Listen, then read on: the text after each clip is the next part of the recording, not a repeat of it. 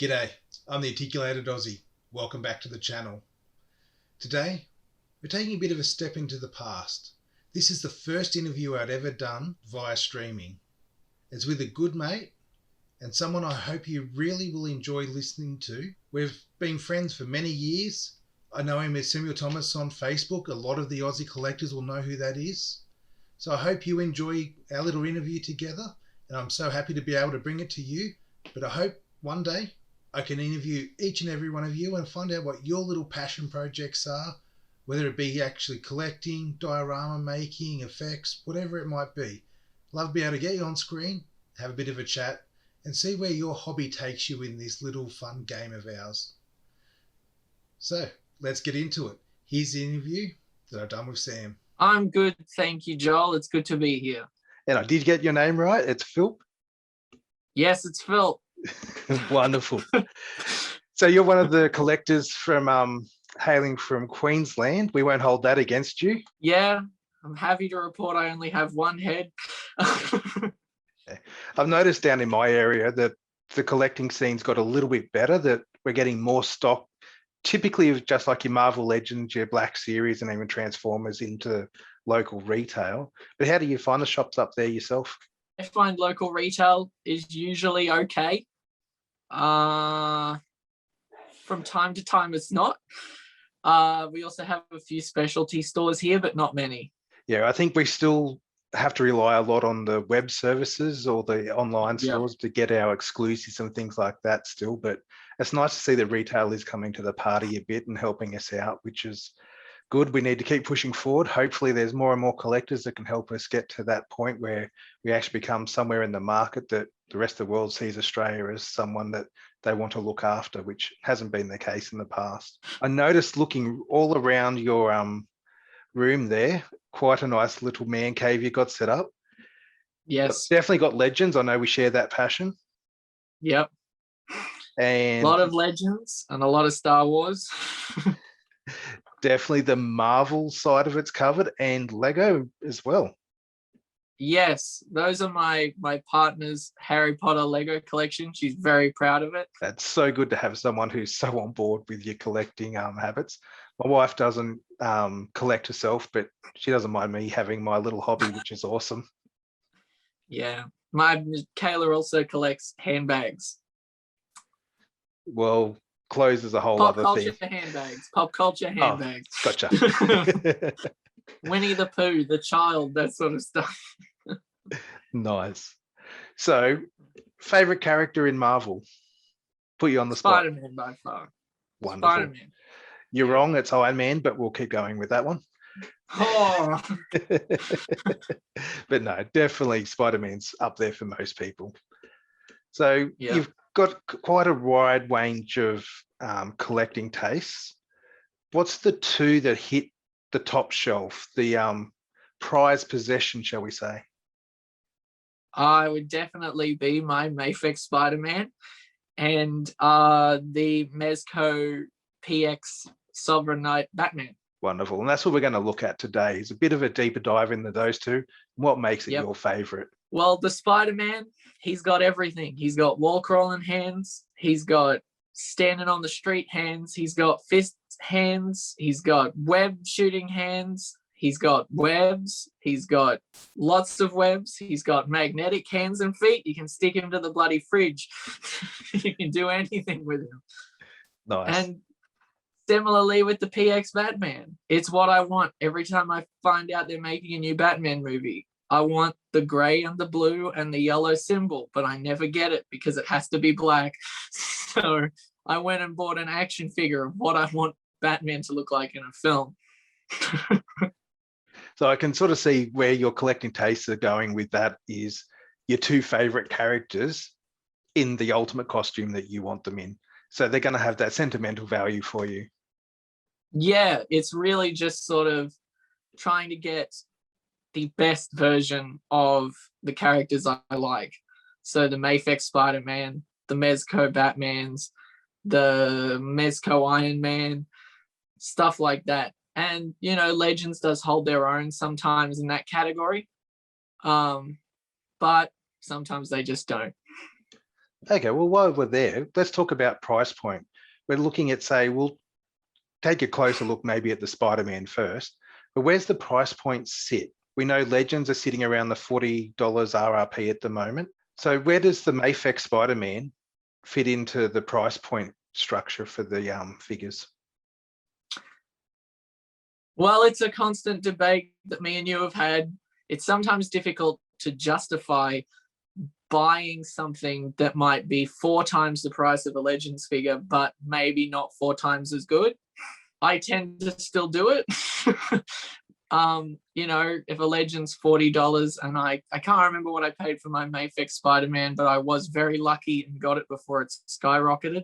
And I was happy with the amount that I paid because, you know, it's, you know, Mafex, it could break, it could have all of those things go wrong with it, but it's, as Marie Kondo says, sparks joy. Wonderful. So I think most of them sit up around the 150 mark in Australia. Yeah, Dollars. generally. So if you can get on board when they're first released, that's probably the best place to jump in at them. Not too many of them decrease in value. The popular ones always go up in value. And especially here in Australia, hard to get. So everything goes up. Yeah, Justice League Batman. I saw the other day that Justice League Flash is going, the Mafex Justice League Flash is going about $500 now on eBay, which is crazy high numbers. That's too high for me. Definitely when you want to get in on the ground floor of.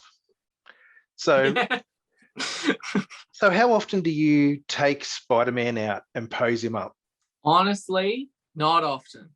I tend to put him in a pose and then leave it. And maybe, you know, in 3 months' time, when I come back to redo the Spider-Man shelf again, because things have fallen down, I'll probably repose him then. But I just love to look at it there on the shelf. It's amazing. And I'm finding that with other figures, that once you've got him into that particular pose, that's your classic pose, that he's going to stay there for quite a long time until you actually want to get out and play with it again. Yeah, I find that too. I'll often, you know, if I'm reading a comic and I like to pose, I might, you know, like pull it out, change it into something else, see if I like that. But, you know, I generally have like a few poses that I like most. So with the Mafex Spider-Man, it's obviously the 1/12 scale, but how does it scale in comparison to Legend? So if you were to sit it on a shelf, how well will it fit in with the other collection that you've got? Or do you have to go all Mafex to get it to look right? You can get it to fit in perspective and it looks fine when it's up jumping around on the shelf.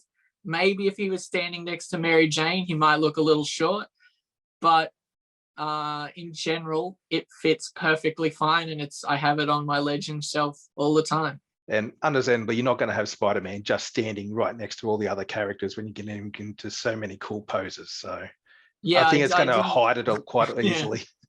Yeah, you don't buy the Mafex Spider-Man to stand in vanilla. So when you're looking at buying a new figure, price not being the problem which most of us face, what do you actually look for beyond that? I found myself recently not looking at a lot of reviews for things. I sort of just look at it and go, well, I kind of want it. Is it going to increase in value beyond what I'm going to be able to afford in the next few months to years? Yes, and I might buy it then based on that. I'll usually look at it as, you know, where am I going to put this? Because if I don't have somewhere to put it or something to make way for it, I won't buy it. I the other day I bought the regular Sovereign Knight Batman because I wanted to have a specific section for Justice League and a specific section for just Batman. So you need 2 Batmans. It's more based around what's going to make me feel happy. I'm not collecting toys necessarily to make money off them. I'm not collecting them to, you know, have heirlooms for my kids or anything like that. I'm collecting them to have fun. If I'm not going to have fun with it, I'm not going to buy it. Like, I haven't read a comic book with Spy Master in it, but the blue and yellow just looks amazing. Like, I didn't buy it because I know who Spy Master is. I bought it because I went, that looks cool. I couldn't part with that. Understand completely. So these waves with Marvel Legends, I guess, aren't necessarily a bad thing for you. As long as they look good, they catch the eye, and you enjoy looking at it, that's where you don't mind jumping in. Yeah, that's what I'm looking for. Yeah, and I kind of, to limit the amount I spend, I'm trying to only buy characters that either I look at and get excited about, or I know who they are. Wonderful. So let's jump on to the Batman now. Your second choice was the Mezco Px Batman, was it? Yep. With the different versions of Batmans, we see the PX Batman, for instance. It came out, it wasn't available directly off the Mezco website itself. You could only get it through particular retail stores, so comic book stores typically, and that's the retail chain they chose to go for those exclusives. Mm-hmm. So you have your standard issue Mezco website, you've got your PX, which goes to local comic book stores, but then the limited numbers can be cut in right at the very end, so not all orders get filled, and there's that race around fear of missing out. So when you got yours, did you jump in right at the start and get him at the ground level price, or did you have to go hunt him on the aftermarket? I had a certain member of certain groups who was a bit of a devil on my shoulder with it, and bugged me because he kept telling me, you will like it and it will go up in price. It wasn't helped by the fact I was invited to said person's house and shown it. He knows who he is. But it was really something where I think I was really lucky, because I have a tendency to sit on it and sit on it and sit on it and sit on it, and then miss out and pay too much. And I think I was really lucky to get it when I did. I got it, I think just as it started to tick up, I got it from a local seller just before it started to go up in price. So what do you like most about this figure? I like the 70s, 80s, 90s, sort of the camp of the figure. It's blue, it's gray, it's got yellow on it. That's the sort of Batman that I grew up with. I grew up with Adam West Batman and animated series Batman. So gray, blue, and yellow is sort of, that's Batman to me. And as I said, I've always wanted to see it in a movie. Fingers crossed one day it's going to happen. But I want it to be different and not just get gray and black Batman, but have blue and gray Batman. And now blue and gray Batman's cool with the Mafex Hush Batman, and now I'm just the regular guy again. Fair enough. So what accessories does he come with? Comes with multiple hands. I think he comes with 10 batarangs, so plenty for you to lose in the carpet. A really big batarang. He's got, I think, a damaged head, a head with shorter ears, a Bruce Wayne head that looks amazing, a bat drone. The stand, the works, it's all amazing. The only thing I wish he had was a wired cape. Okay, so cloth cape or rubber cape?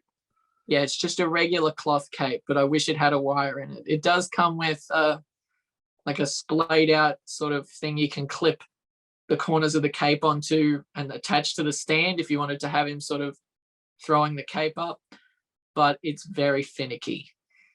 So how does it scale with the other figures in your shelf? Is it got its pride of place by itself on the top shelf, or is it mixed in with other figures? I have it on a dedicated Mezco shelf. It does fit in. It would fit in like with Legends if you wanted to do a, like, you know, Spiderman versus Batman or something like that sort of setup. But I've basically for DC gone entirely Mezco. Respect to Todd McFarlane for his comic books, but boy, I don't like his toys that much. So I've just decided to go all in on Mezco stuff. Understandable. And they're 7-inch anyway, so they're not really going to scale well with what you're alrery collecting. So it's hard to bring that line in. Todd stuff 7-inch, yeah. That's what you meant. I thought you meant the Mezco was 7-inch. No. No. So you've gone all in with Mezco. Now, I've only got the one at the moment. I love my Daredevil. He's one of my favorites. I've noticed as soon as I got them, the joints on them were just silky smooth, like cutting through butter. It was so nice to move, but they didn't get loose, which was really nice. How do you find that with the old Batman? I find it perfect. It's sometimes with Batman, you're like, it would be nice to get a little more than 90 degrees at the elbow. But when you consider the cloth and all of that, you're kind of fine with it because, you know, you don't necessarily need to get Batman into the most dynamic poses ever. You can sort of just get him in a intimidating pose. But the joints they're amazing. I've never had them get loose. I've never had any break. I've heard horror stories, but I haven't heard any break. I haven't had any break on my end. So I guess price-wise, is there anything else besides a wire and the cape that you'd be looking to maybe add to this? Or is this pretty much just the ultimate Batman? I think it's pretty much the ultimate Batman. The wired cape would make it the best that it could be. But I think that as it stands, it's the ultimate Batman for me. I'm sure one day they'll make something, then I'll change my mind. But until then, it's this one for me. Well, thank you so much for talking with us tonight. Been great to see some of your collection. No doubt we'll see you on the message boards again. And thank you very much for doing this interview with us. You're very welcome, Joel, anytime. And to everyone watching out there, thank you very much for hanging around and just digging into two of what our favorites are. And please stay tuned because very shortly we'll be doing the Mezco Iron Man as well. So thank you and signing off.